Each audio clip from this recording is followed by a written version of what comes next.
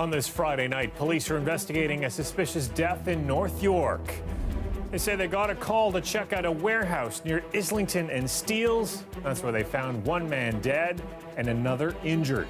Plus, we discovered that there was a victim inside of this residence behind me, suffering from an apparent gunshot wound. Teenagers rented out this Stouffville home for an after-prom party. It's now a crime scene. And this is a cherry blossom sake. It's unpasteurized, super pure, and a little bit fruity. Local businesses are jumping on the cherry blossom bandwagon. The trees are set to bloom in just a few days. Good evening, I'm Mike Wise. Police are looking into the suspicious death of a man near Steeles in Islington. They say they got information that led them to check out a warehouse in the area. And when they arrived, they found two men, one of whom was dead. Kelda Yoon takes us through what we know.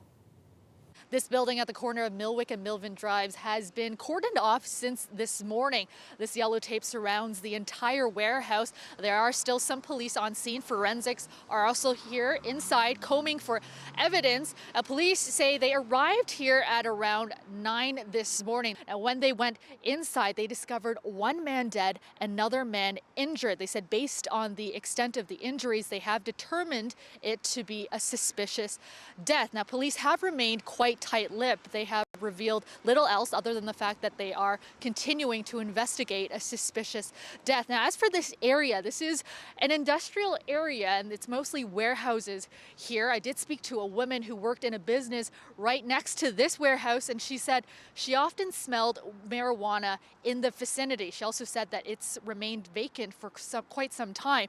I also spoke to a man who frequents a bar that's right behind this building, and he said the same thing, that he often smelled marijuana coming from the building and that he believed that it was a grow-up. Police would not confirm that. However, as you see right here, there are some smatterings of marijuana buds right by the side of the road, right outside this building. Police would also not say how the victim died, and they have not said whether they are looking for any suspects. They have said that they will be revealing more information in the near future. Kelda Yoon, CBC News, Toronto. And a person is dead after an after-prom party went horribly wrong. Police arrived early this morning to a large estate home in rural Stouffville that was rented out on Airbnb. Inside, they found a male shot to death. Greg Ross now with what we know so far. See, this is still a very active crime scene here behind me. Police still have a good portion of the property surrounding this home taped off as they continue to search for evidence. And this is a pretty big property. It's also a very big home here. Police are saying very little about the victim in this shooting, other than the fact that it was a male and he was attending this post-prom party here at this house on Bloomington Road that had been rented on Airbnb. Now, we know that a flyer had gone out prior to the party inviting people to come. There was a $10 cover charge to get in. We're told that at one point there were more than 100 students attending that party. The shooting happened just after 4 o'clock this morning, and police tell us that there were still more than 60 people here at the time. But by the time police and paramedics arrived, all of those people had fled the scene, and the only two remaining were the victim and the person who was renting the house. Paramedics pronounced the victim dead on the scene. About a half an hour after the shooting, police arrested two teenage boys. They were about a kilometer away from here on a road called Bethesda Road. Police also found a gun nearby when they made that arrest. They say the two teens were knocking on doors in that area, asking residents if they would call a taxi for them. Now, we spoke to one neighbor there on Bethesda Road who lives just steps from where those two teens were arrested. I can't believe it's so close. It's just unbelievable how close things actually are. Stouffville's quite a good community, and we're proud to live here. But seeing all this, it really makes you think that you got to be aware of what's going on all the time. Those two teens are facing numerous gun charges at this point, but so far they have not been charged in connection with this homicide. Police say at this point they're trying to determine whether or not there is a connection. At this point, it's far too early to tell if these two scenes or these two incidents are connected to each other. However, given the reasonably close proximity to it, obviously our homicide investigators are looking in to see if there are any possibility that these two incidents are in fact connected.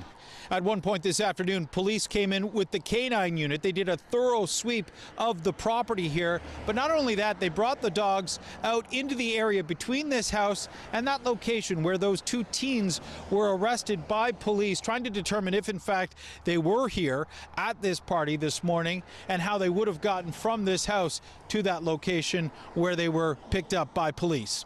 Greg Ross, CBC News, Stouffville. Well, there's some hope for cottage country flood victims tonight with drier weather on the way this weekend. Today, Premier Ford toured Muskoka to see the damage from this week's flooding for himself. As Makta Gabriselase shows us, just as some parts of the region are seeing signs of relief, others are still seeing rising levels of water. The yellow caution tape says it all. Frida and Alan's flooded home in Bala is too dangerous to enter. On Thursday, we had dinner with friends in our dining room, and as we often do. And Friday morning, the water was seeping through the floor. By Sunday, we had a foot of water in our whole living space. We moved up the rugs and the carpets, and then it just kept coming up. And the surprising thing for me is that in the record flood 6 years ago, it never came through our floorboards. Midweek, the city issued an order not to allow anyone into the home. Since then, water levels in the township's lakes have gone up. And so right now you can see that the river is at the same level as the windows. This is very scary because all those big logs you see that have washed up on our lawn could wash in through the windows. Meanwhile, in Bracebridge, some relief. Water levels in the Muskoka River are starting to go down. NDP leader Andrea Horvath came to see the damage. We've seen everything from really quite isolated houses that are in very bad shape to little patches of, more density in terms of numbers of people. So everything from, the isolated home where people, are kind of on their own to these little kind of more communal spaces, if you want to call them that. And it's just everything's underwater. She also called out the Ford government for cuts to flood planning programs. Back for his second visit to the area, Premier Ford stressed his government is here to help. After municipal leaders called for changes to the watershed management plan, he agreed to set up a task force. And we sit down right away and get things moving, get all the ministries involved, but most importantly, let's get the stakeholders involved, the areas that were affected through Muskoka region. While politicians talk about how to prevent this from happening again, it's clear the road to recovery for residents affected by the flooding will be long. Makta Gabriselase, CBC News, Bracebridge. And the feds are promising relief for flood victims. Today, Ottawa pledged $2.5 million to the Red Cross for the recovery effort. Once the peak passes, there is also a long and challenging return, cleanup, restoration, and recovery process. The money will help the Red Cross provide services like lodging, food, first aid, and mental health support. The funding will also help families reunite. About 1,000 Canadian Armed Forces are being deployed across the province to ensure residents in flooded areas are safe and to help with the flood mitigation process.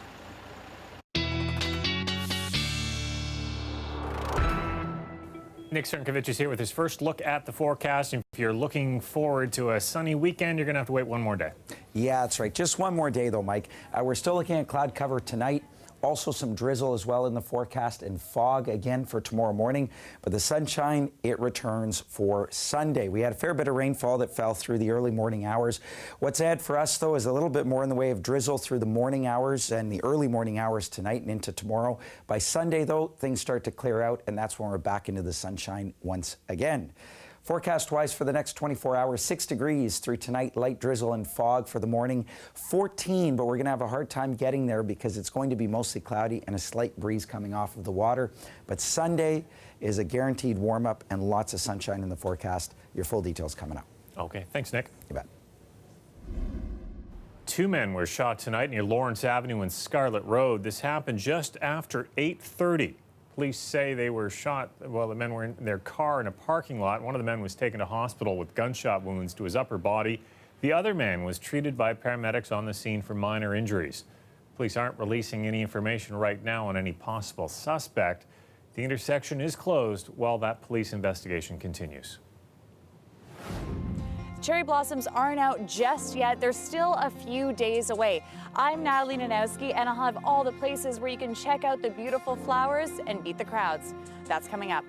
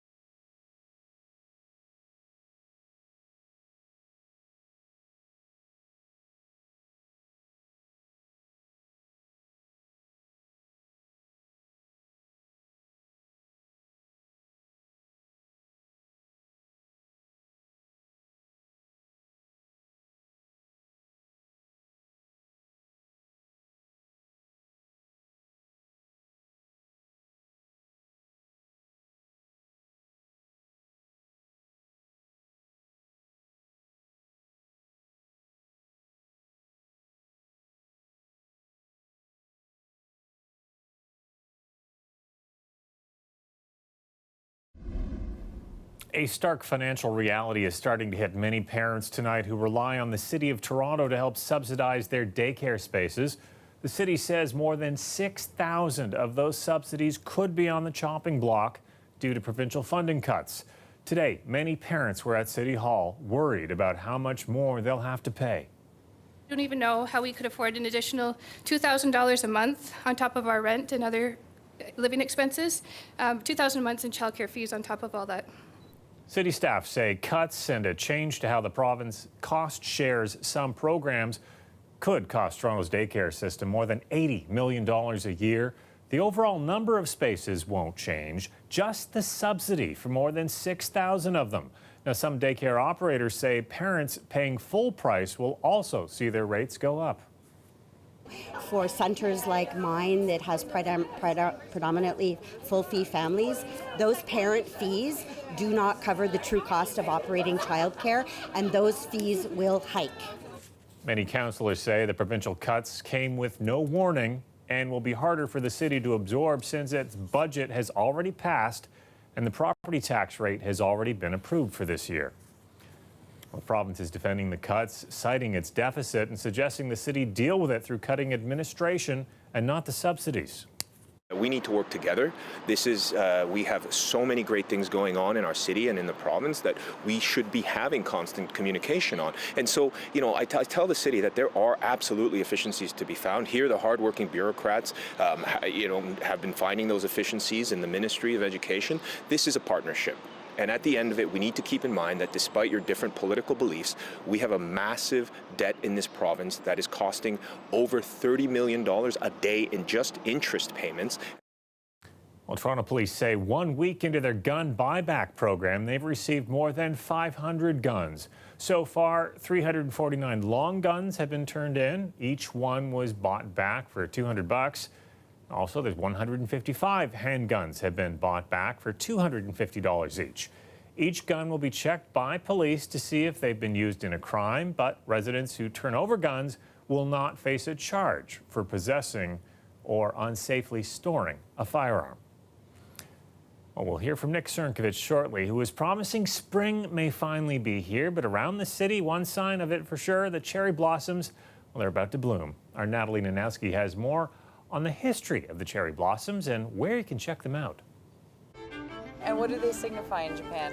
Well, it signifies the beauty, and also it's kind of ephemeral. It's so inspirational about the beauty, and many artworks, or the literatures, or food are actually inspired by cherry. Those delicate pink or white petals create a week-long frenzy, inspiring love, art, and even fierce photo shoots.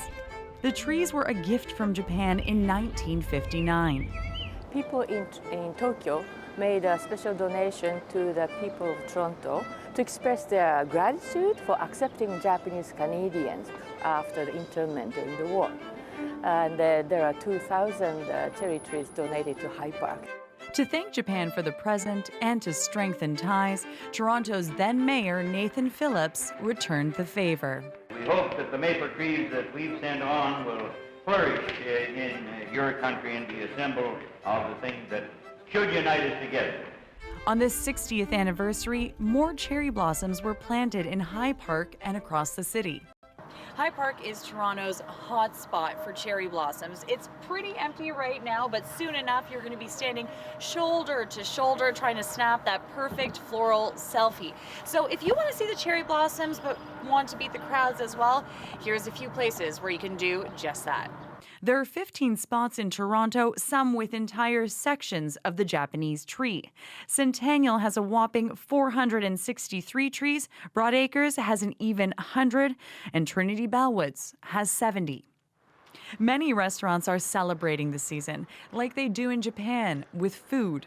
This is a cherry blossom sake. It's unpasteurized, super pure, and a little bit fruity. This is cherry blossom cheesecake. In the middle is white bean paste and cream cheese, and that has cherry blossom essence in it. And on top is gelatin, and inside is salted cherry blossom flour. You can enjoy that now, but soon you'll get to enjoy the real thing. Judging by the size of these buds, they're gonna bloom in the next few days.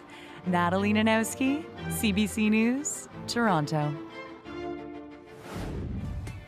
One MP from the Yukon got to ride his namesake roller coaster today. We'll explain coming up.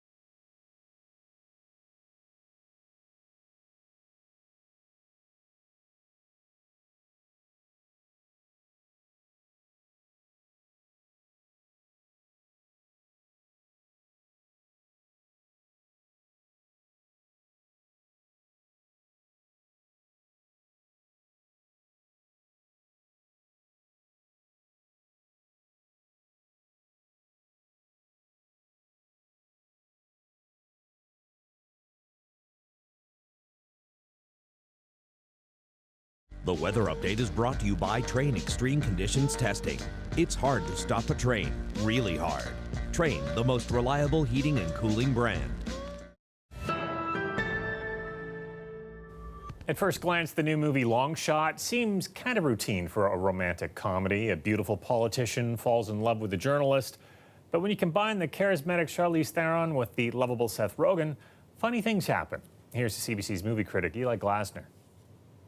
There they are, two actors who couldn't be more different. The shape-shifting, Oscar-winning supermodel slash actor Charlize Theron and Seth Rogen, who is Seth, which is why we love him. What brings these two together is the race for the White House. Theron is Charlotte Fields, a Secretary of State who wants to be the next president. The problem is her speeches could use some better material. Enter Fred Flarsky. Isn't that a name? Seth Rogen playing a rabble-rousing journalist who has a history with Fields. She used to babysit him, and then something happened one evening that he really hopes she'd forget, but then at a party, they connect. I can't shake this feeling that we know each other. We do. We do? Picture me, I guess, maybe like 20 years younger, but like this. Flarsky? Yeah! What are you doing these days? I'm a journalist. You're a great writer, but sometimes you're a little too much. I don't think I am too much. I actually think I'm the perfect right portion. It's really nice to see you again. And for the skeptics out there who don't believe Charlize would swoon for Seth, well, never underestimate the power of Boys to Men. We grew up next door to each other. He's really funny, super smart, and he knows me. You get me, Fred. I totally get you. So she gets him, but the problem for Flarsky is he doesn't believe in himself. Just look at his reaction when she sends a car to pick him up. I'm nervous. This pretty woman. Dude, you're Julia Roberts and Richard Gere is about to come pick you up. Do I look okay? Do I look funny? Why are these pockets here? Why am I wearing these stupid pants? They're too tapered. You can't think like this. You have to be positive. Mr. Flarsky? There's nothing surprising about Rogen's bro-friendly brand of humor, but Long Shot gives him a willing partner in Charlize Theron who gets down and dirty, returning the zingers fast and furious. Sure, Flarsky's frustration at Fields' willingness to compromise seems predictable, but it's only because the relationship is so genuine. In the end, Long Shot is a welcome throwback, a rom-com with real movie stars, heart, humor, and even some hope. Might be a film fantasy, but I don't mind believing. 4 stars out of 5. Eli Glasner, CBC News, Toronto.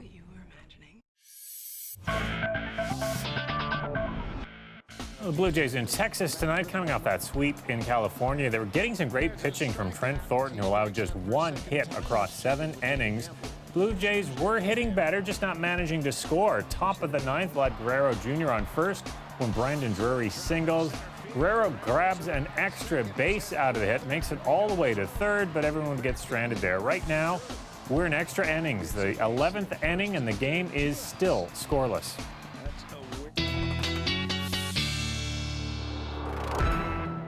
Nick is back with his extended look at the weather, and then this long wait we've had for it to start feeling like spring. What's one more day? Yeah, what's one more day in the grand scheme of things? And it is going to be. Tomorrow, generally cloudy skies in the forecast. Also a little bit of drizzle through tonight and fog, as I mentioned off the top of the show. But Sunday, looking a lot better. So we'll get right into that forecast. Here's what it plays out like over the next couple of days. For tonight, look for cloud cover. You'll notice a little bit in the way of drizzle just starting to develop through the overnight. And that's just because of the moisture in the air. As we move through tomorrow afternoon, though, should stay dry. But if we see any sunshine at all, it's not going to come until the later part of the day tomorrow. But really, the clear out comes tomorrow night into Sunday. There is another system that's squeaking to the south of us, and this is going to bring with it some high cloud for Sunday morning. But by Sunday afternoon, we're right into straight sunshine across the board. Now, one thing that is going to affect our temperatures is the winds. There's a very light breeze that's going to be coming off of the water tomorrow, an easterly wind, and that means that those cooler water temperatures will keep temperatures by the lake quite a bit cooler. So probably only about 9 degrees downtown Toronto, closer to the lake. You get away from the lake, though, you're up to about 14 degrees. Same story for Sunday. Highs to about 19 degrees on Sunday, but right down by the lake, more like about 12 degrees. So if you're headed downtown, be warned, it could be a little cooler than what you think just because of that. Here we go for a forecast through tonight. Overnight temperatures down in southwestern Ontario, about 6 degrees. Also coming with fog patches and drizzle. By tomorrow, generally cloudy skies, highs to 15 degrees across the region. And moving into the Golden Horseshoe, temperatures again 6 degrees through the overnight, drizzle and fog in the forecast for tomorrow, up to about 14 degrees and maybe a little bit of sunshine, but that's not coming until much later in the day, around about 6 p.m. if we see it at all. Here's your long-range forecast, and this is what we're looking forward to. So we'll get through tomorrow. Cloud cover, bit of drizzle, 14 degrees. Sunday, though, 19 degrees, 12 by the lake. In fact, some areas around the GTA might even hit that 20 mark. Monday looks good as well, 17 degrees. Slight chance of seeing a few evening showers. And into next week, temperatures around seasonal. I think we can call it. Spring has finally kind of almost arrived. I'd like to. Okay, thanks. You bet.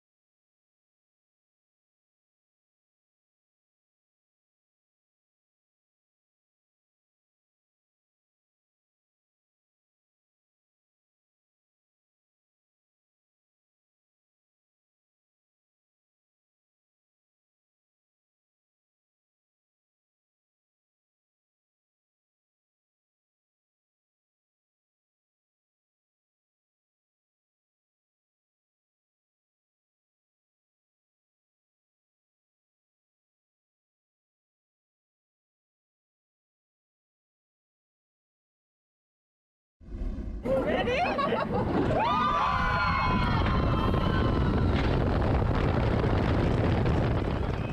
Well, it was opening day at Canada's Wonderland, and the park found someone fitting to ride on its new roller coaster, the Yukon Striker. But for this rider, it has a special meaning. John Striker is the man there in the black jacket and the blue jeans, trying to hold on for dear life. He's also the MP for Mount Lorne Southern Lakes in the Yukon. If you haven't caught on yet, the politician feels like the Yukon Striker was made for him, as he is from the Yukon and his last name is Striker.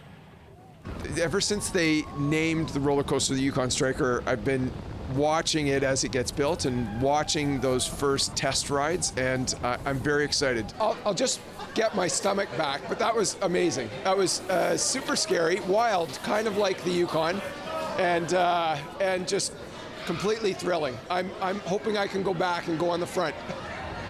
The Yukon Striker is a dive coaster, which means at one point, the track goes down 90 degrees right there. According to the Park Canada's Wonderland, It is the longest, fastest, and highest dive roller coaster in the world. And I cannot wait to try it out. Well, this is a big weekend for other people who get their thrills running marathons. There are 2 in the GTA. Mississauga's runs tomorrow. Toronto has one on Sunday. If you need some inspiration, then tomorrow on Fresh Air, we'll hear from 70-year-old Richard St. John. He has run 106 marathons, and the Mississauga one tomorrow will be his 3rd this year. He ran 14 last year. You can hear how he does it right after the 8 o'clock news tomorrow on CBC Radio 1 in Toronto. Have a great weekend. It may finally be a great weekend out there.